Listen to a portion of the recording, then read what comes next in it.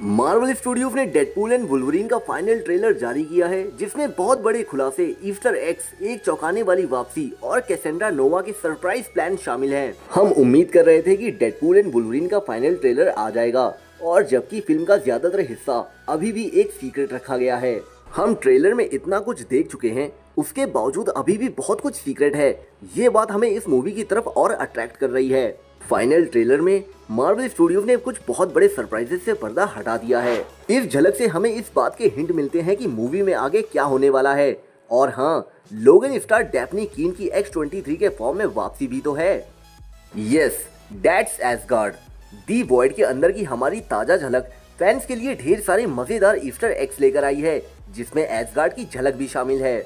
करीब से देखने पर ऐसा लगता है कि एक कार थॉर के घर की ओर जा रही है, इसलिए हमें फिल्म में ऐसा और भी देखने को मिल सकता है। इसमें एक गिरा हुआ हेली कैरियर और 20th सेंचुरी फॉक्स का लोगो भी है, जिसे हमने डेडपूल एंड वुल्वरीन के शुरुआती सेट फोटोज में देखा था। जिसके बाद हम एलियट को गिरे हुए जायंट एंटमैन की तरफ आते हुए देखते हैं, जो अब कैसेंड्रा नोवा का बेस है, जहाँ कैसेंड्रा नोवा सीरियस फॉर्म में दिख रही हैं, जो शायद इस बात का हिंट है कि प्रोफेसर एक्स की बहन ने ये पता लगा लिया है कि उस बीइंग से कैसे बचा जाए। स्पैगेटिफिकेशन।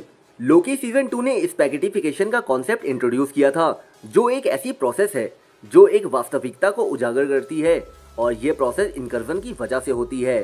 टेम्पोरल लूम के विनाश की वजह से पूरा मल्टीवर्स स्पैगेटी में बदल गया था, और जब तक लोकी ने इसे ठीक करने के लिए अपनी पावर का यूज नहीं किया, तब तक ऐसा साबित हुआ कि सब कुछ बर्बाद हो गया है। फाइनल ट्रेलर के इस सीन में कैसेंड्रा नोवा को एक मशीन का यूज करते हुए देखा जा सकता है, जो उसके आसपास के एटमॉस्फेयर को उसी स्पैगेटिफिकेशन प्रोसेस से गुजरने के लिए मजबूर करती है। क्या वो उस वास्तविकता को नष्ट कर रही है जिससे वो नफरत करती है, या वो खुद को कैंग जितना पावरफुल बनाने के लिए किसी बैटरी की तरह उसका यूज कर रही है? ये देखना अभी बाकी है। X-23 return.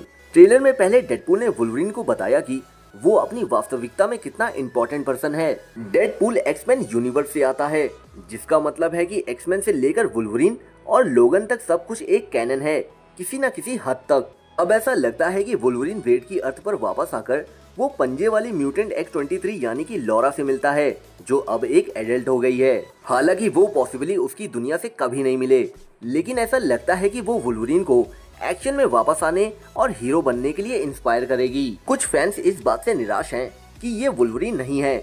हालांकि ये हमें इस कैरेक्टर का एक ऐसा वर्जन देने का तरीका होगा जो क्रेडिट रोल होने तक फिर से एक सच्चा हीरो बन जाएगा, और शायद मार्वल में देखे गए एक्समैन के साथ फिर से मिल जाएगा।